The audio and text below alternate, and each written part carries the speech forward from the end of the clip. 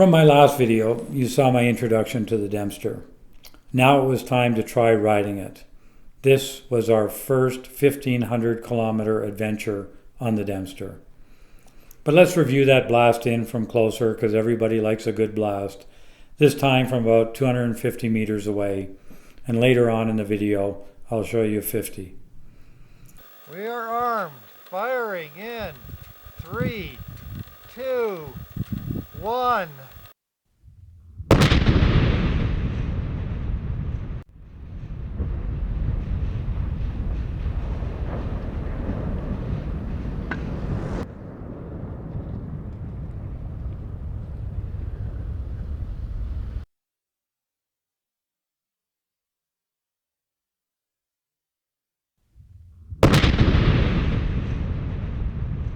This story has 4 key components: tires, fuel, weather, and knowing your bike. In May 2016, I had 4 street bikes and 2 track bikes. I called John and told him, I'm thinking of buying an adventure bike. And he pretty much laughed out loud as he was in the BMW shop in Victoria snooping around at a GS. By late May, we both had adventure bikes. John had bought the BMW 1200 GSA, and I picked up a used 2013 Ducati 1200 Multistrada. By mid-June, we'd set our sights on the Dempster, even though we knew nothing about it. 93% of people that ride the Dempster spend more than a month planning. 45% spend more than a year planning. We obviously did not know that. In fact, there was a lot we did not know. Our street bikes had taught us how to fuel up and use Visa cards. Those were our skill sets. We knew enough to order tires and we had them shipped to a Honda dealer in Whitehorse. But then the postal strike was announced and we were back and forth. What should we do? Should we haul more tires up there with us just in case? But the problem resolved itself and the tires arrived. Our plan was to leave Calgary around 2 o'clock on Tuesday, July the 12th. But we actually only got away at 8 o'clock at night. So we headed up to Rocky Mountain House just to get part of the journey under our belt. We stopped at a hotel for the night and had our first learning the next morning. While we'd been able to get our bikes up and onto the center stands, we simply couldn't get them off without help in the morning. So from then on, we were pretty much on our side stands. So on the 13th, we skirted rain all day. Headed towards dark clouds, and then the highway would turn and we just missed the rain. We got dumped on a bit, but nothing too dramatic. We rode into Fort Nelson in the twilight at about 11 o'clock at night, cruising at 140 kilometers an hour, scanning for bears the entire way. It was an 1,100 kilometer day. On the 14th, we drove from Fort Nelson to Whitehorse. We drove along the beautiful Muncho Lake. Here is some footage of it from our 2022 trip, as I had a better GoPro then. But it's just spectacular in driving past this lake.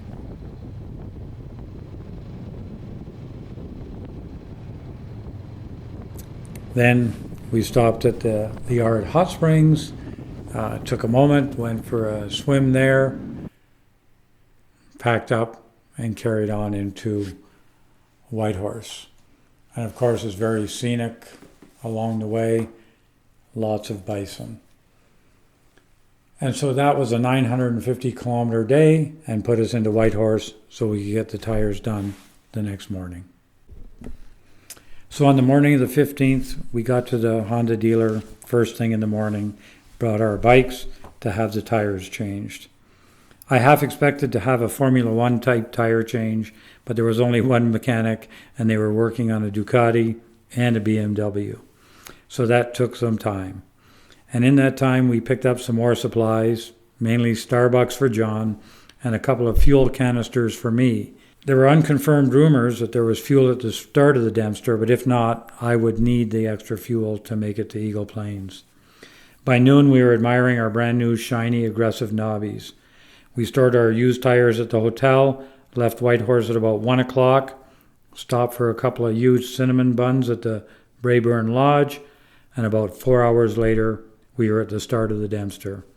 So far, 2,700 kilometers of highway, the last 500 of which were a chip seal pavement that were just chewing away at those nice knobby tires. And now it was time to hit the gravel. My gravel riding history started a long time ago. It also stopped a long time ago. I had a Honda CT70 mini bike from 72 to 74, then a Suzuki TM 125 from 74 to 76, and a Husky 250 WR from 78 to 82. Other than 10 terrifying kilometers on a naked sport bike on gravel in 2008, 34 years ago, was the last time I was on gravel. It was 9 o'clock at night when we started on the Dempster. 150 meters in, and you cross the first bridge. You are underway. The anticipation becomes reality. The very first short bit is paved, and then it's gravel. It was dry, but not for long. By kilometer 25, the road was wet, and a few kilometers later, the rain starts. We rode in a steady drizzle to Tombstone Mountain and grabbed the last tent site at 11 o'clock. Success. We're on the route. 72 kilometers on the Dempster, 670 to go to Inuvik. A terrific Friday night. Saturday the 16th was overcast, but just enough drizzle to keep things interesting. We packed up and slid onto the Dempster at about 8 a.m. There were lots of puddles and slippery sections, plus lots of marked and many unmarked hazards.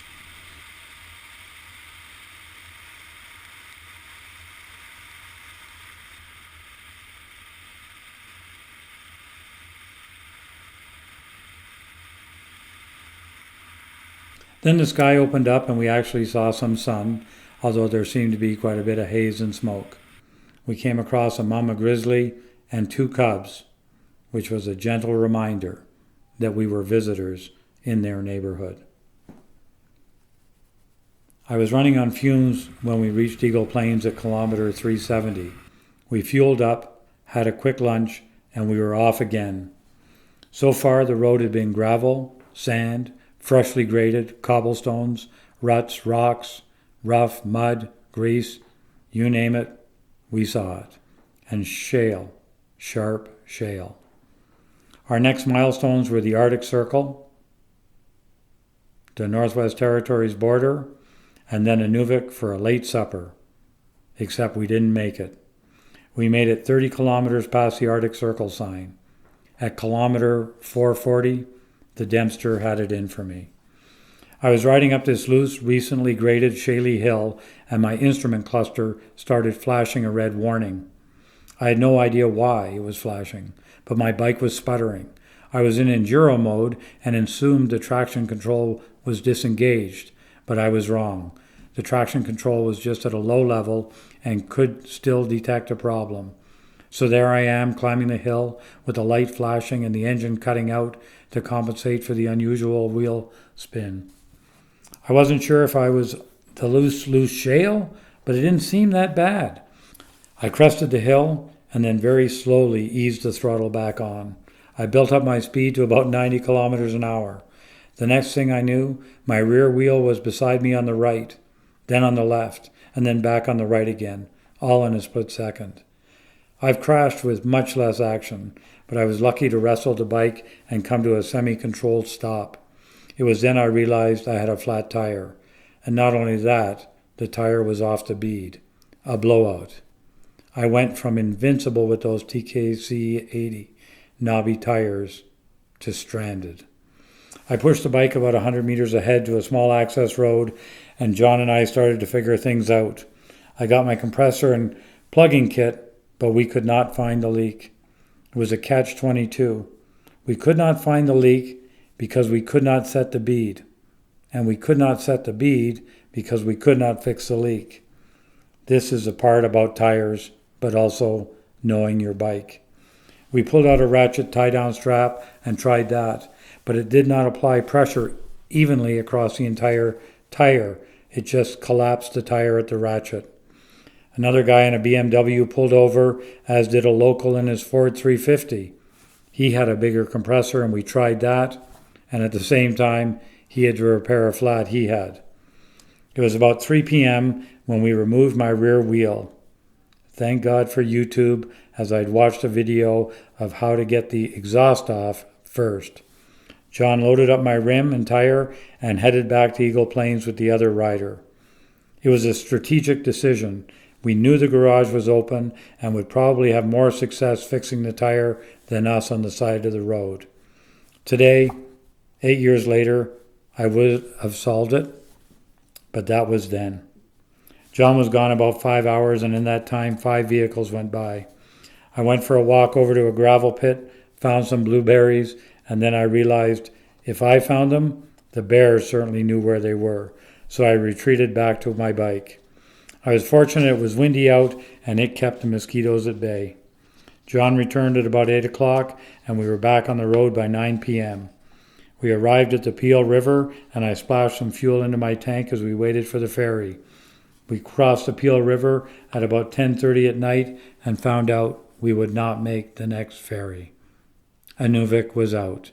That 5 hours changed everything and had even a greater impact the next day.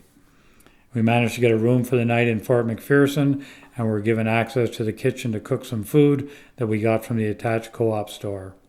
A mere 560-kilometer day. So Sunday morning we fueled up, and as you can see here, the mosquitoes were a bit more active.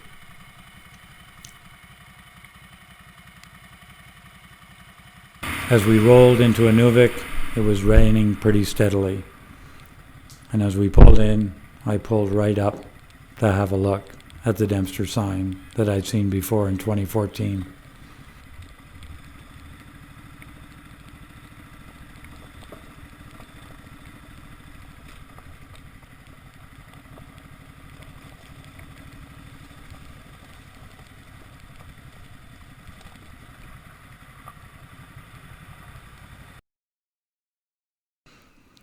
We had lunch, rode around town a bit, and decided to head back south.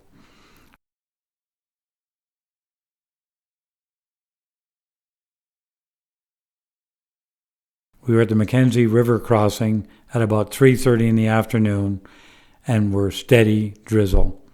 We headed to McPherson and the Pelly River crossing. It was here things started to go downhill. The rain teemed down and the road got slicker and slicker. It was like driving on grease. All I could picture was this one image I had seen of the Dempster before. I had tried to imagine it, and now I was living it. We continued in the rain and things got exponentially worse.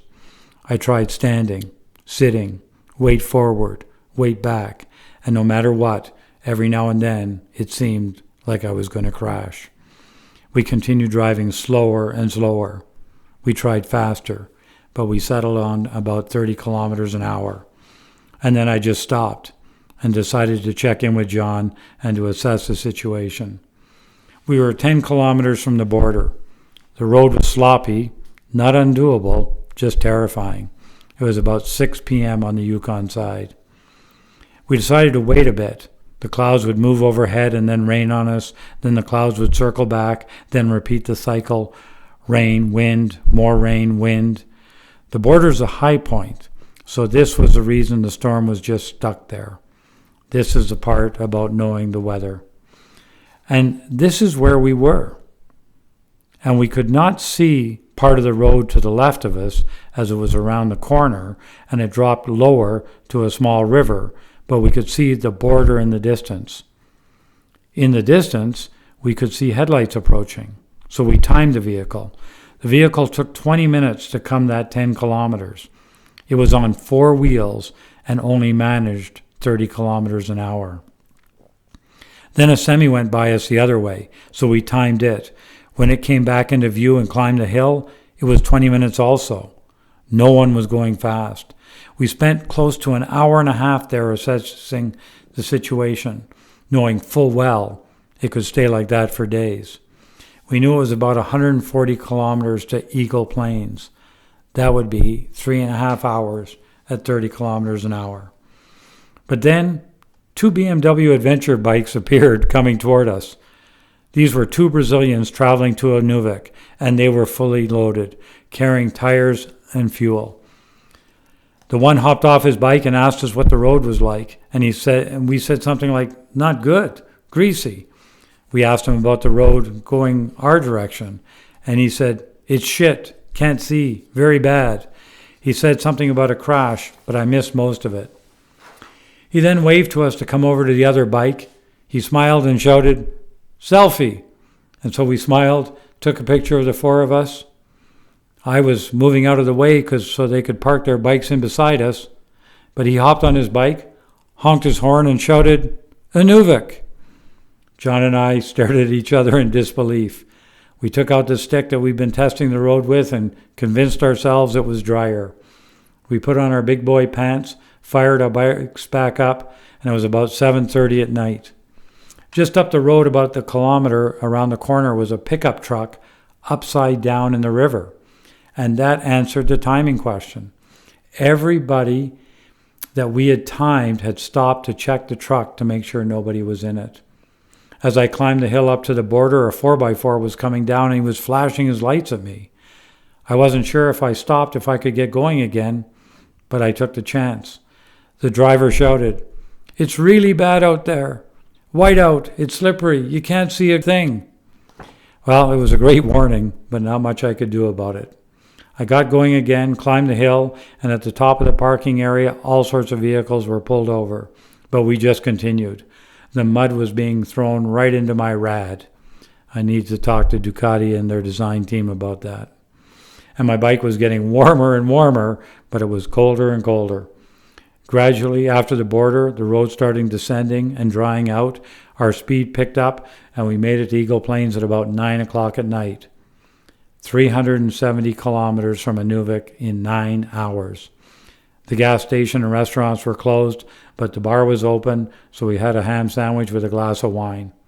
The driver of the truck had been medevaced by helicopter once they got him to Eagle Plains. A 470-kilometer day. 1.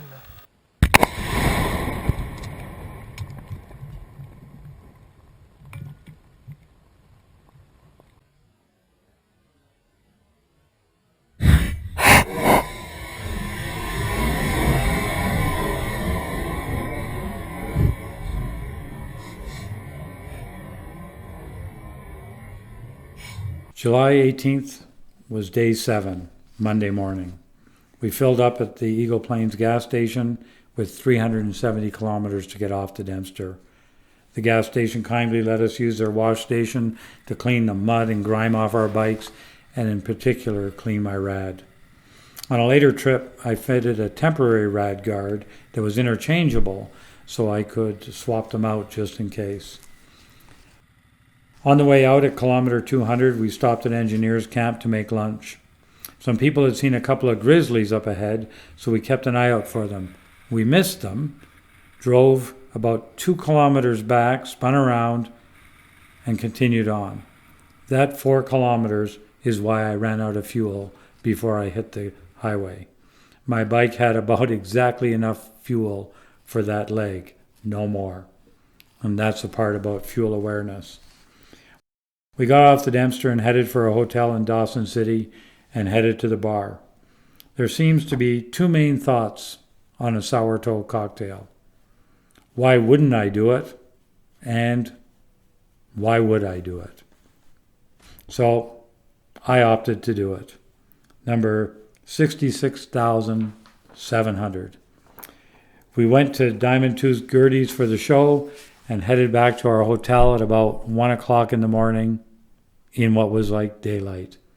It was a 410-kilometer day. Tuesday, July 19th, day 8. It was great to have the Dempster done. John celebrated by having a double breakfast as opposed to his usual second breakfast somewhere around 10:30 in the morning. We hopped onto the ferry and headed north for the top of the World Road. Starts out asphalt, quickly turns into gravel.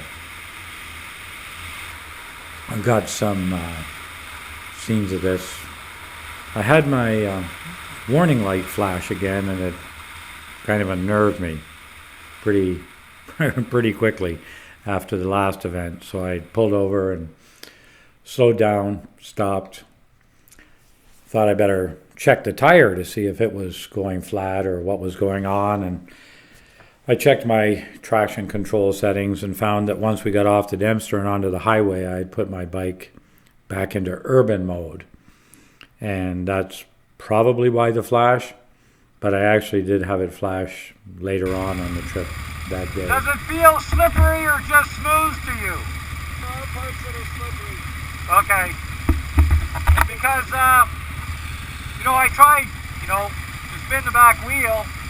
It wouldn't spin. So it's good traction here. And I put on my brake hard and it stopped fine. But it does feel either smooth or slippery, right? We'll just have to be careful. So it was overcast and drizzly, but it was another great adventure. The road condition changed all the time. It was slippery sand in places, slick grease in others, and some not bad gravel. I don't recall it being quite this nice as I go back and look at this older footage, but it's a scenic drive all along the ridgetop, all the way up towards the U.S. border crossing. Highly recommend doing this if you're up that way in Dawson City. It is really a worthwhile adventure. And if it's raining on the Dempster on your way up, you can actually circle around this way and spend a day doing this route, and then get down to Dawson City and maybe tackle the Dempster the next day. Anyway, like the Dempster, the road's under construction most of the time. A lot of holidayers up here, so it was pretty good to see.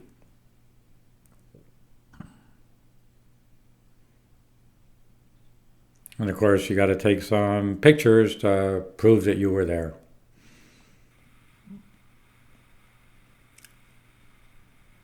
And our speeds kind of vary today from about 60 kilometers an hour to 90, 80, 90 kind of thing.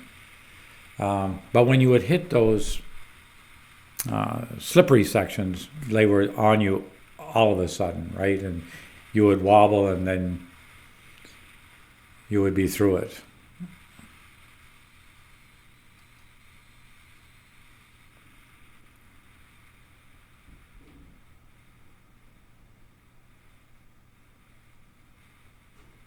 Just continue along that higher ridge. It's just gorgeous. And then you get to the U.S. border crossing. And here we are there. And then from the border, it's a beautiful, beautiful pavement. Like, it's a ribbon of asphalt that's just gorgeous. But somehow after 15 kilometers, it just stops and goes back to gravel. I have no idea why they would have gone all the way up there to pave that 15 kilometer section. But it was nice to be on.